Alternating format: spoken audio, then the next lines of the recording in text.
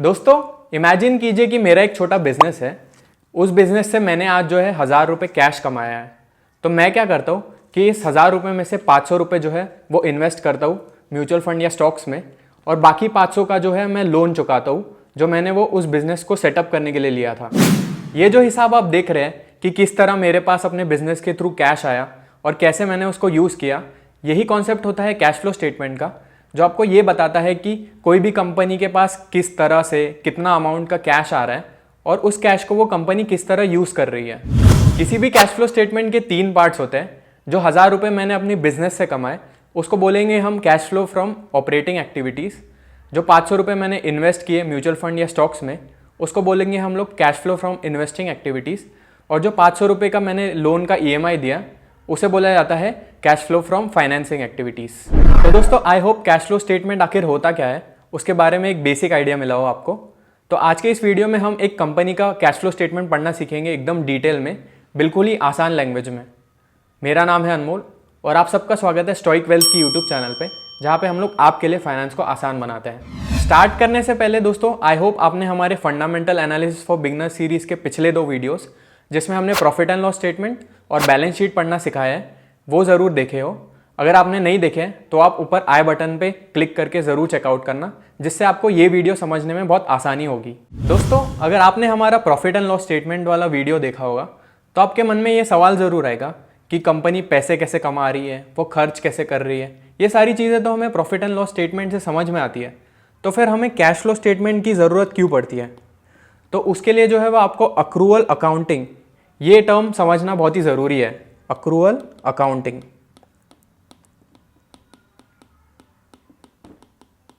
Accrual accounting exactly होती क्या है उसे हम लोग एक एग्जाम्पल के थ्रू समझने की कोशिश करेंगे। तो दोस्तों फॉर एग्जाम्पल आपकी खुद की एक शॉप है जिसमें आप फ़ोन, टीवी, बाकी इलेक्ट्रॉनिक्स की चीज़ें बेचते हैं। तो एक दिन क्या होता है कि आपका कोई दोस्त जो है पुराना वाला वो आपसे मिलने आता है दुकान में, और उसका आप फ़ोन देखते हैं कि वो काफ़ी पुराना हो चुका है और वो बार बार हैंग होता रहता है। तो आप क्योंकि उसके अच्छे दोस्त हो तो आप उसको बोलते हो कि भाई तू एक नया फ़ोन ले ले, जिसके जवाब में आपका दोस्त बोलता है कि मुझे भी लेना है फ़ोन लेकिन उसके पास अभी उस टाइम पे पैसे नहीं है। तो क्योंकि आप उसके इतने अच्छे दोस्त हो तो आप क्या बोलते हो कि भाई तू ये 20,000 का जो फ़ोन है, 20,000 का फ़ोन है वो तू मेरे से लेके जा, अभी तेरे को पैसे देने की अभी ज़रूरत नहीं है, जब भी तेरे पास आगे जाकर पैसे हो तो वो तब मेरे को तू रिटर्न कर देना। तो दोस्तों जब आपने ये फ़ोन भेजा 20,000 रुपये का अपने दोस्त को, तो आप दोनों के बीच में एक ट्रांजैक्शन एग्जीक्यूट हुआ, ट्रांजैक्शन, ठीक है।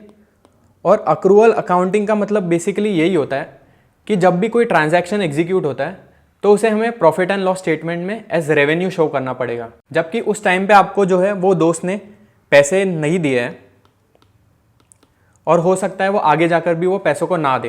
यही डिफरेंस होता है कैश फ्लो स्टेटमेंट और प्रॉफिट एंड लॉस स्टेटमेंट में, जहाँ पे कैश फ्लो स्टेटमेंट में कोई चीज़ तभी दिखाई जाती है या तभी रिकॉर्ड की जाती है जब एक्चुअल में कैश जो है वो एक्सचेंज होता है।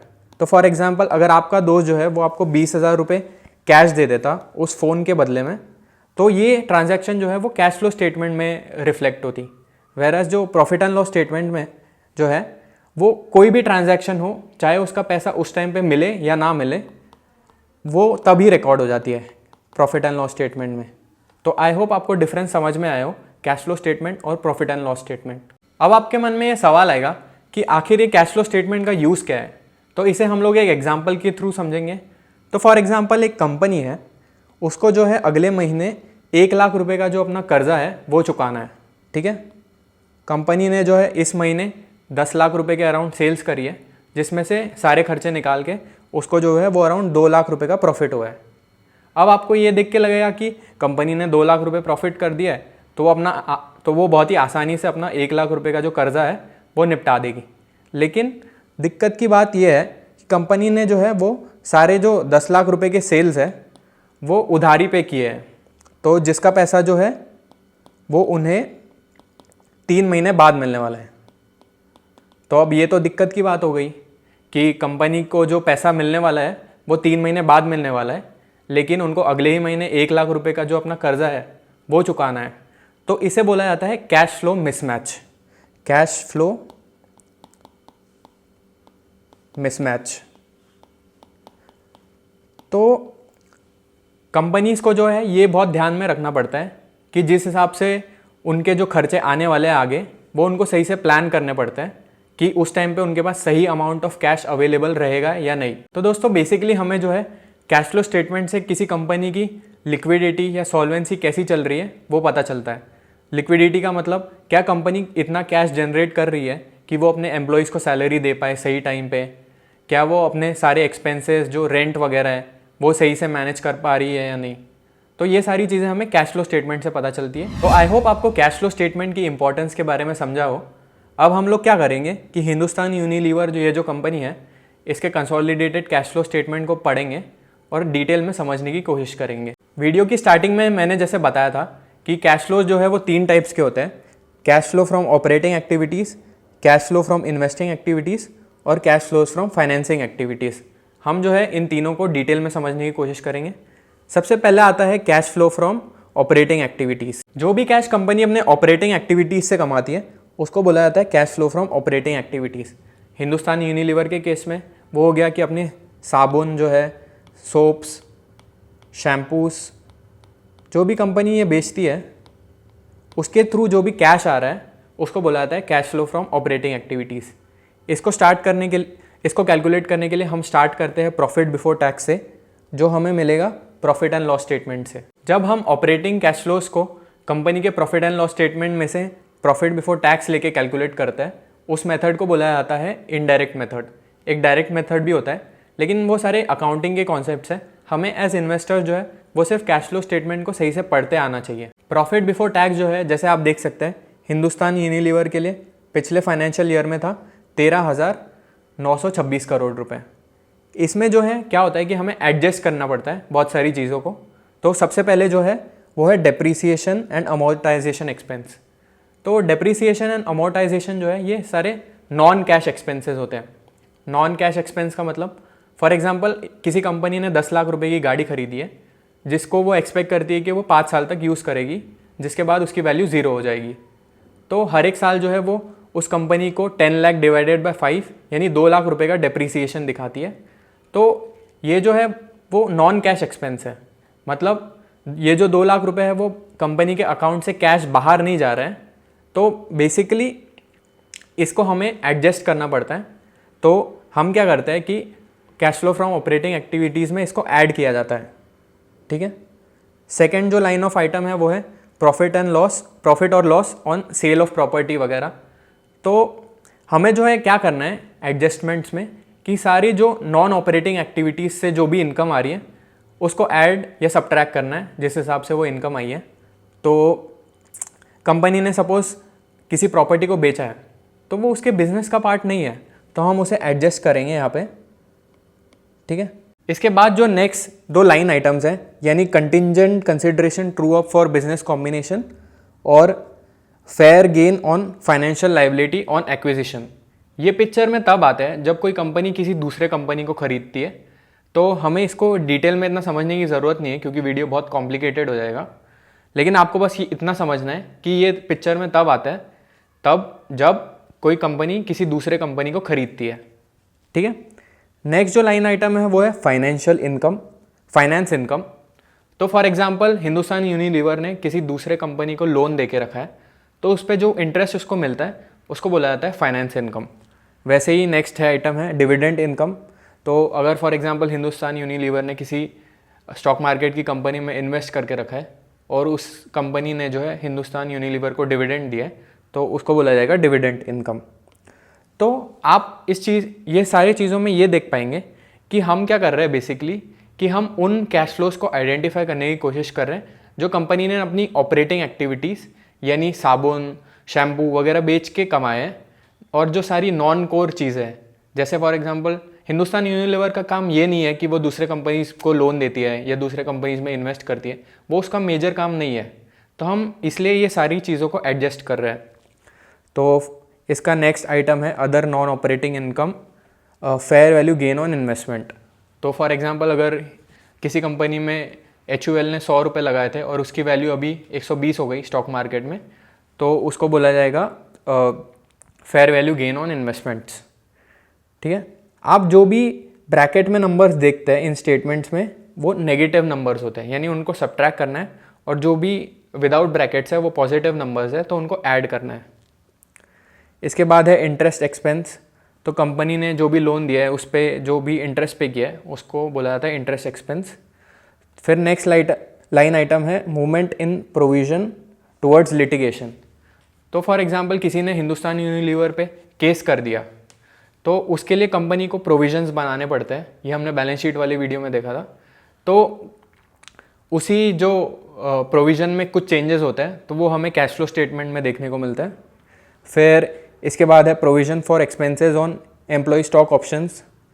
तो अगर कोई कंपनी जो है वो अपने एम्प्लॉयज़ को स्टॉक्स इशू करती है तो वो चेंजेस हमें दिख रहे हैं। फिर profit on sale of brand rights, मतलब हिंदुस्तान यूनिलीवर ने अपने ब्रांड के कुछ राइट्स बेचे हैं तो उससे जो प्रॉफिट हुआ है, क्योंकि वो ऑपरेटिंग एक्टिविटीज़ में नहीं आता है तो हमें उसे एडजस्ट कर रहे हैं।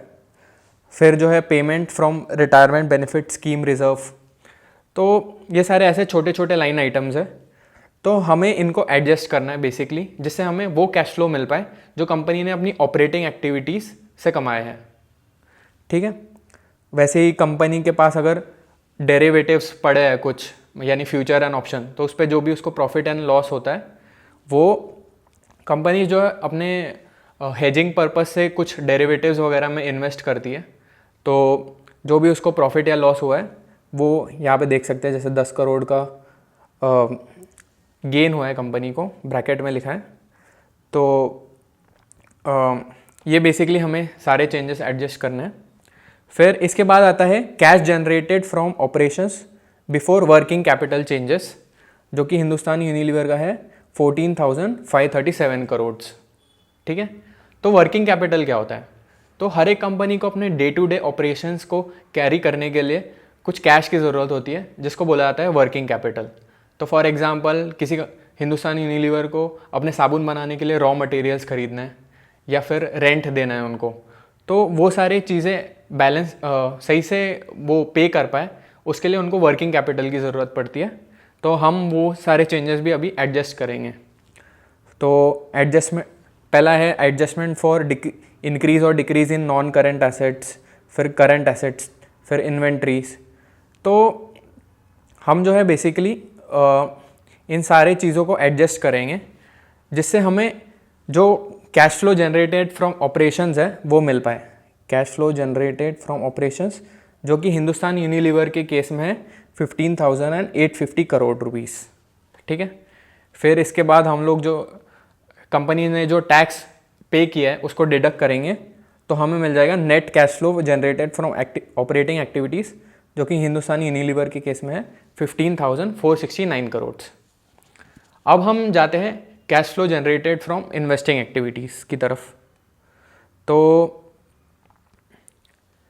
इन्वेस्टिंग का मतलब कंपनी अगर किसी प्लांट को खड़ा करने के लिए इन्वेस्टमेंट करती है तो उसके लिए सपोज वो 100 रुपये खर्चा करती है तो वो दिखेगा हमें cash flow from investing activities से। वेरएस अगर फॉर एग्जांपल कंपनी जो है वो किसी अपने पुराने वाले प्लांट या मशीनरी को बेच देती है तो वो कैश इनफ्लो होगा हमारे लिए। तो वो सारी चीज़ें हमें cash flow from investing activities से दिखेगी। तो इसमें जो है सबसे पहला लाइन आइटम है purchase of property plant and equipment. तो हिंदुस्तान यूनिलीवर ने जो है वो 1468 करोड़ रुपए खर्च किए प्लांट प्रॉपर्टी खरीदने में इस पिछले फाइनेंशियल ईयर में। फिर sale proceeds from property plant and equipment, तो कंपनी ने जो भी प्लांट बेचा है उससे जो है उसे 20 करोड़ रुपए मिले। फिर तीसरा आइटम है परचेज ऑफ इंटेंजिबल एसेट्स। तो इंटेंजिबल एसेट्स जैसे हमने डिस्कस किया है ऐसे एसेट्स होते हैं जो आप छू नहीं सकते हैं जिनको या देख नहीं सकते। फॉर एग्जांपल सॉफ्टवेयर हो गया या ट्रेडमार्क हो गया। तो कंपनी ने जो है वो 9 करोड़ रुपए खर्च किए इस साल इंटेंजिबल एसेट्स खरीदने में। फिर वैसे ही बहुत सारे आइटम्स हैं। इसके बाद जो बड़ा वाला आइटम है वो है परचेज ऑफ करंट इन्वेस्टमेंट्स, जिसमें हिंदुस्तान यूनिलीवर ने जो है 21,337 करोड़ रुपए इन्वेस्ट किए। तो करंट इन्वेस्टमेंट का मतलब अगर कोई कंपनी शॉर्ट टर्म इन्वेस्टमेंट्स जैसे फॉर एग्जांपल ट्रेजरी बिल्स या फिर दूसरे जो शॉर्ट टर्म इन्वेस्टमेंट्स होती है उसमें अगर पैसा लगाती है उसको बोला जाता है करंट इन्वेस्टमेंट्स। तो हिंदुस्तान यूनिलीवर ने पिछले फाइनेंशियल ईयर में 21,000 करोड़ रुपए शॉर्ट टर्म इन्वेस्टमेंट्स में लगाए थे। फिर नेक्स्ट जो लाइन आइटम है sale proceeds of current investments, तो हिंदुस्तान यूनिलीवर ने जो है वो 19,846 करोड़ रुपए जो है वो करंट इन्वेस्टमेंट्स को बेच के कमाए थे। फिर नेक्स्ट लाइन आइटम है लोन रिपेड और गिवन टू अदर्स, तो अगर कंपनी ने जो है वो किसी को कर्जा दिया है या लिया है वो आता है। इसके बाद जो लाइन आइटम है वो है इन्वेस्टमेंट इन टर्म डिपॉजिट्स, तो टर्म डिपॉजिट का बेसिकली मतलब होता है फिक्स डिपॉजिट्स, तो जिनकी मैच्योरिटी इस केस में है 3 महीने या उससे ज़्यादा। तो हिंदुस्तान यूनिलीवर ने जो है वो पिछले साल 9,170 करोड़ रुपए के फिक्स डिपॉजिट किए थे। फिर redemption slash maturity of term deposits, तो कुछ डिपॉजिट्स उनके मैच्योर भी हुए होंगे, तो उससे जो है हिंदुस्तान यूनिलीवर को 6,369 करोड़ रुपीज़ मिले थे। फिर नेक्स्ट लाइन आइटम है इंटरेस्ट रिसीव्ड, तो अगर फॉर एग्जांपल कंपनी ने फिक्स डिपॉजिट किया है तो उस पर जो इंटरेस्ट मिल रहा है उसको बोला जाता है इंटरेस्ट रिसीव्ड, जो कि है 425 करोड़ रुपीज़। फिर डिविडेंड वगैरह, कंपनी ने किसी कंपनी में दूसरी कंपनी में इन्वेस्ट किया है और उसने डिविडेंड डिक्लेयर किया है तो वो इस केस में आएगा। तो हिंदुस्तान यूनिलीवर ने जो है वो नेट जो है वो 5,324 करोड़ रुपीज़ के आउटफ्लोज हुए हैं कंपनी से, क्योंकि मतलब बेसिकली इतना अमाउंट जो है उसने इन्वेस्ट किया है उस साल में। ठीक है, तो फॉर एग्जांपल अगर कंपनी ने 100 करोड़ रुपए का प्लांट इस साल खड़ा किया है और उसने 20 करोड़ का बेचा है, तो नेट क्या होता है, आउटफ्लो जो है वो 100 - 20 = 80 करोड़ का होता है। अब हम लोग आते हैं लास्ट सेक्शन की तरफ, जो है cash flow from financing activities. तो फाइनेंसिंग एक्टिविटीज़ का मतलब बेसिकली अगर हिंदुस्तान यूनिलीवर को अपना बिजनेस सही से चलाना है तो उसके पास पैसों के 2 ही सोर्सेज होंगे। एक तो उसको इक्विटी रेस करनी पड़ेगी, जो कि वो स्टॉक्स इशू करके रेस करेगी, या फिर वो कर्जा लेके अपना बिजनेस चलाएगी।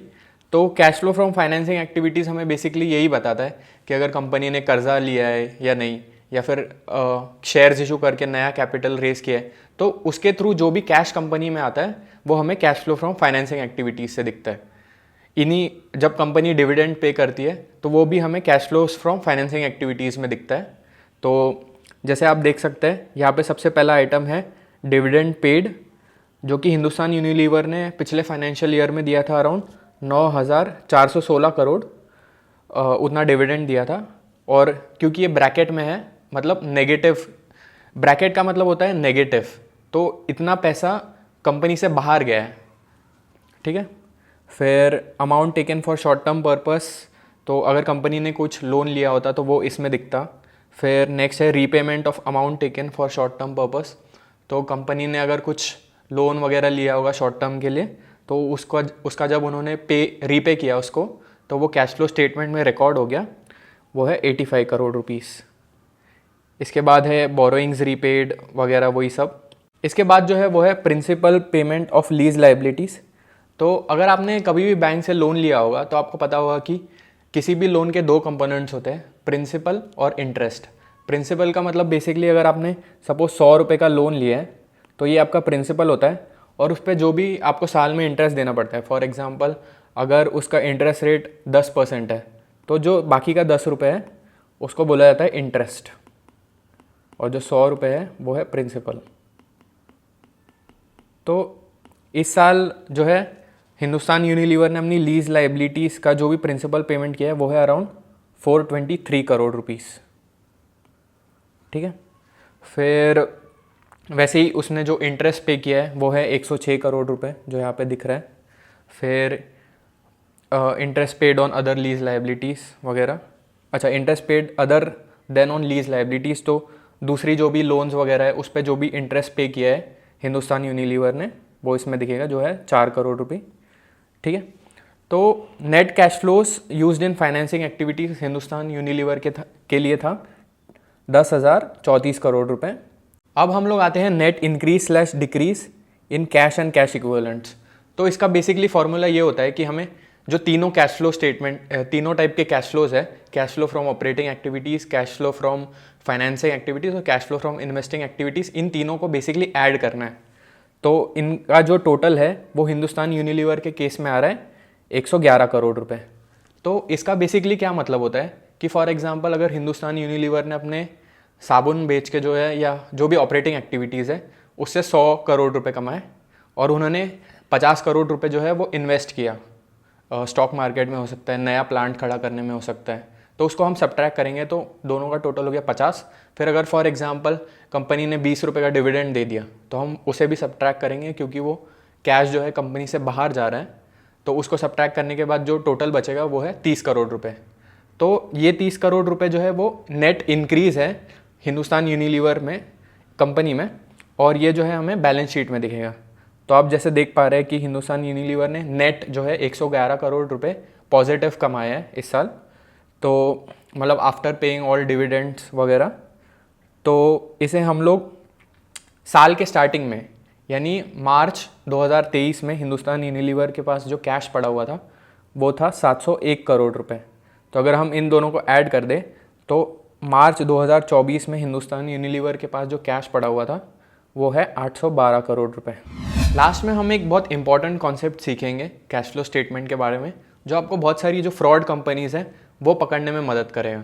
तो बहुत बार क्या होता है कि कुछ कंपनीज़ होती है वो प्रॉफिट्स तो रिपोर्ट कर रही होती है लेकिन उनके कैश फ्लोज नेगेटिव होते हैं। तो आप सोच के देखिए कि किसी कंपनी ने अपने एक साल में 100 करोड़ रुपए का प्रॉफिट किया, तो ये कैश भी तो आना चाहिए कंपनी में, लेकिन बहुत बार क्या होता है कि बहुत सारी कंपनीज में वो कैश आता नहीं है और उनका कैश फ्लो स्टेटमेंट जो है उसमें cash flow from operating activities negative होता है। तो इसका बेसिकली ये मतलब होता है कि कंपनीज जो है वो अपने प्रॉफिट को कैश में कन्वर्ट नहीं कर पा रही है, ठीक है। तो हमें ऐसी कंपनी से यूजुअली दूर रहना है। अब ये कब होता है, तो फॉर एग्जांपल किसी कंपनी ने जो है अपना 100 करोड़ रुपए का माल जो है वो उधारी पे बेच दिया, ठीक है, 100 करोड़ रुपए का माल उधारी पे बेच दिया और वो उन्होंने अपने रेवेन्यूज़ और प्रॉफिट स्टेटमेंट में तो दिखा दिया लेकिन उसका पैसा तो उनको मिला नहीं। तो बहुत बार क्या करती है कंपनीज की फेक बिल्स या फेक रिसीट्स दिखा के वो अपने रेवेन्यूज़ को इन्फ्लेट कर देती है, और क्योंकि ये सारे नकली बिल है तो एक्चुअल में कैश ट्रांजैक्शन तो हुआ नहीं, तो ये सारे ट्रांजैक्शन आप कैश फ्लो स्टेटमेंट पढ़ के पकड़ सकते हैं। तो दोस्तों आई होप आपको इस वीडियो से कैश फ्लो स्टेटमेंट एग्जैक्टली क्या होता है वो समझ में आया हो। अगर आपको वीडियो पसंद आया है तो इसे लाइक और अपने दोस्तों के साथ ज़रूर शेयर कर देना, और ऐसे ही इन्फॉर्मेटिव वीडियोज़ के लिए स्टोइक वेल्थ के यूट्यूब चैनल को ज़रूर सब्सक्राइब करना, इससे हमारी काफ़ी मदद होती है। मिलते हैं अगले वीडियो में।